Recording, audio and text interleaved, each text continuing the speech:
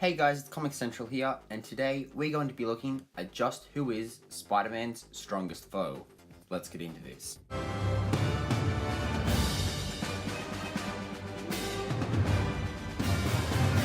Spider-Man has arguably the second best rogues gallery in comics, with him only being bested by Batman. I say arguably because there are characters that have good villains, such as Superman, The Flash, the X-Men, Bouncing Boy, and Green Lantern.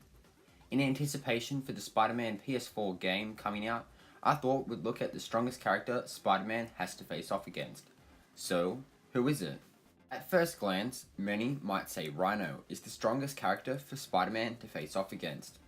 Rhino can lift roughly 80 tons, or 72,574.8 kilograms, for people that use the metric system. This would put Rhino on roughly the same level as characters such as The Thing and Luke Cage.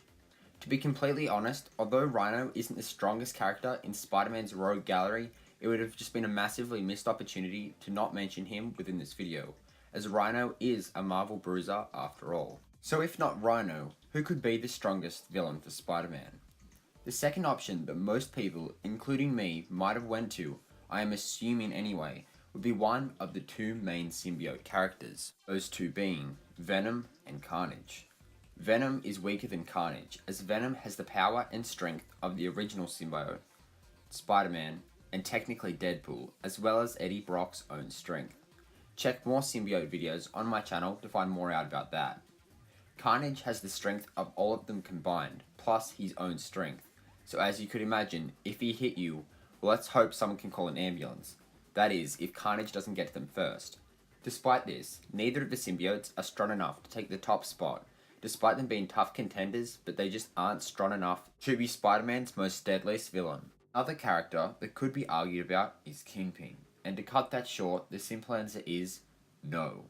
Kingpin is not as strong as Rhino, or the two symbiotes featured in this video, so that answers that question quickly.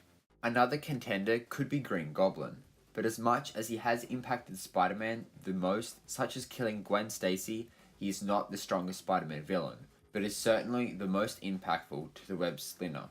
Dr. Octopus's name gets thrown around when people talk about this, but I would have to disagree, and he relies too heavily, in combat, on his mechanical arms, and even though he can control them when they are not attached to his body, he's not the strongest Spider-Man villain, and is most likely below Rhino, who we talked about before.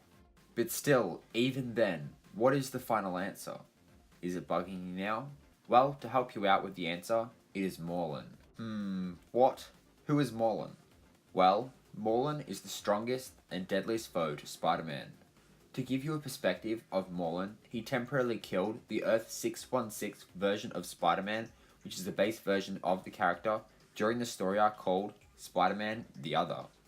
He's also the main villain of the Spider-Verse storyline. Spider-Man has also stated this about one of Morlun's punches that hit him into a car. Nothing's ever hit me that hard. Not the Hulk, not Thor, nobody. That just doesn't scream how strong this character is. I don't know what does. Morlun is that character that not many people know about, even though he has some crazy feats, like I've stated in this video. I hope he becomes more known after the Into the Spider-Verse movie comes out, which is theorized to feature Morlun as a cameo or a villain of some caliber in the movie. Since we have answered that question, it brings us to the end of this video. If you did like this video and found it interesting, then make sure to hit that like button to let me know.